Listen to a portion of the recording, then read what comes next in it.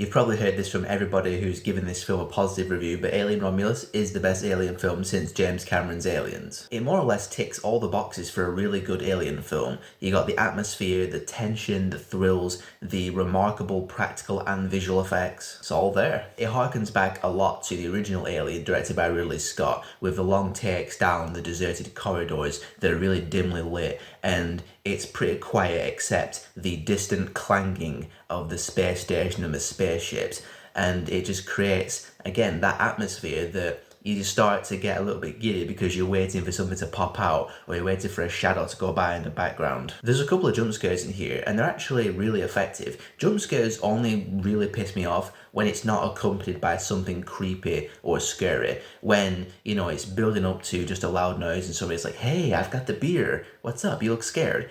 That kind of shit pisses me off. But jump scares like this, it reminded me of a video game. You know, when you're going through an area and then something pops out of you out of nowhere and it's just like a really creepy visual. All the acting in the film was really solid. Kaylee Spanley, she's the main character pretty much. And she was really, really good. I haven't really taken a lot of notice of Kaylee Spanley in anything that I've seen her in, but she steps up in this one. It's very reminiscent again of the original film with Ripley, where as a person, she's not anything extraordinarily special, but through this alien ordeal, she steps up and becomes a badass, and it's pretty cool to watch. My favourite character in the film, though, is Andy, the synthetic. He was awesome. I love the relationship between him and Rain, Kaylee Spanley's character. His directive is just to look after her. He's kind of her synthetic adopted brother of sorts, and he's programmed to tell a lot of dad jokes, which is just awesome.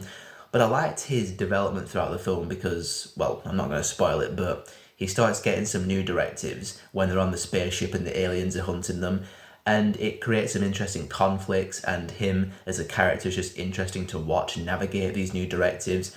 And I don't know the actor's name, I'm sorry, but he did a great job as well. The other members of the crew were also well acted and serviceable as characters. I'm not really going to remember any of the characters outside of Rain and Andy from this film, which I guess you could put down as one of the film's flaws, is that they didn't really flesh out the crew of characters that brilliantly. I mean, their motivations are solid enough because the colony that they live on is a piece of shit dumpster fire place where the company they work for is constantly screwing them over and they never see the sunlight ever.